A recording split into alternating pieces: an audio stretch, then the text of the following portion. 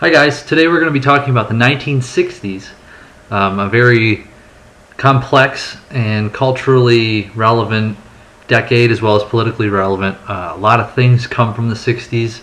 For example, culture, we had the hippies in the late 60s and early 1970. Some stuff that comes from them is long hair, the jeans we wear today, stuff like that that really became prevalent then and was a swift kick in the pants, so to speak, for the society that had been so used to being the perfect nuclear family where the mom stayed home all day and took care of the children, and dad went to work and was the breadwinner of the family, to kind of getting away from that, where those same kids that were involved in the nuclear family wanted to get out, explore the world, what the world had to offer. And that involved definitely the use of some recreational drugs that allowed them to expand their minds, so to speak, and really explore what they wanted that they didn't get in the nuclear household. So their parents, coming from past generations, were really kind of starstruck and I guess awestruck as well, because they had never seen this type of activity before, and they had provided so well for their children that they thought, this life that they provided for them would lead them to bigger and better things even than they had. And that's what the whole thing about the 60s was. There was a lot of youth movement and culture, late teenage years to people, mostly people in their 20s, even early 30s, starting right after the assassination of John Kennedy, really, in 1963, and that also sparked off, right around that time was the Civil Rights Movement as well, which involved people of all ages, most definitely, but the strongest movers and shakers of the decade and supported the leaders were the young people who were also getting drafted into the Vietnam War. They were going in against their will. They were resisting the war because they didn't think that the U.S. had a good reason to be there. So that led to marches on Washington and all over the United States, and really vocalized their opposition to the war. It was the most opposed war in the United States in its history thus far, as we get into the 1960s. Those were kind of the political overtones. You have also, like I said, the assassination of John F. Kennedy in 1963 in Dallas. A lot of people know about that. Even in the late 60s with Martin Luther King Jr., who was the major figurehead of the Civil Rights Movement, getting many things passed, civil rights bills passed by Lyndon Johnson in the mid-60s, and just fighting for equality and basically overall peace in the world. And one of his strong supporters running for president in 1968 was Robert Kennedy, John F. Kennedy's brother, who was the Secretary of State for the Kennedy administration, and they were both assassinated in 1968. So it was a quite tumultuous time period, which is upheaval and social change, cultural change. The political landscape was pretty much in shambles. The young people didn't have trust in their leaders anymore.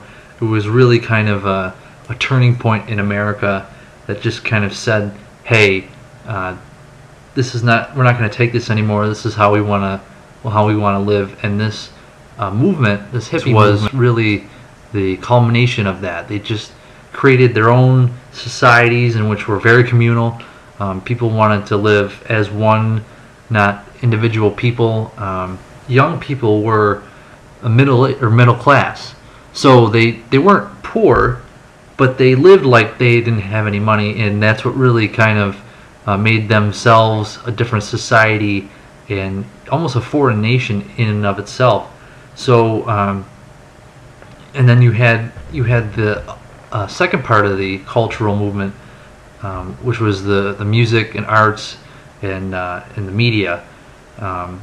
the media, for one, really exploded in this time period just because they had so much stuff to cover, from the Beatles coming over, doing their first show on Ed Sullivan in 1964.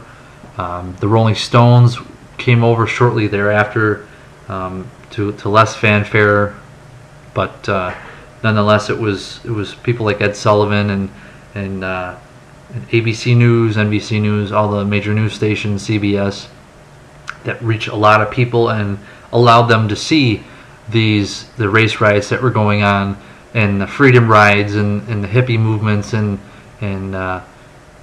music and culture different from around the country, that made it just seem like, you know, there was some people that really didn't even belong here. So at the end of the decade, you had of course the assassinations, but you had Woodstock, which was a gathering of many hundreds of thousands of people in upstate New York. There was bands there: Jimi Hendrix, Crosby, Stills and Nash, Janis Joplin was there, the Who, and it was just a really big culmination of what they had worked the past few years to achieve, and that was really a turning point. And of course, landing the man on the moon. John Kennedy promised at the beginning of the decade that the United States would have the technology and develop it by the end of the decade, and they would put a man on the moon by the time the clock turned to 1970. So a lot of this stuff isn't really covered to a great extent in a regular history class, just because it's just not, it's modern, it's quote unquote modern history still, because it hasn't been far enough in the past to really analyze it only using primary sources and even secondary sources and stuff like that. There's still many people alive that remember those times very well, and they're still very opinionated. So it's really kind of hard to get someone's view in a textbook, which is going to be thrown out the window in this case, and just kind of get that one biased view that a textbook has. For example, and there's only a few different stories about the American Revolution.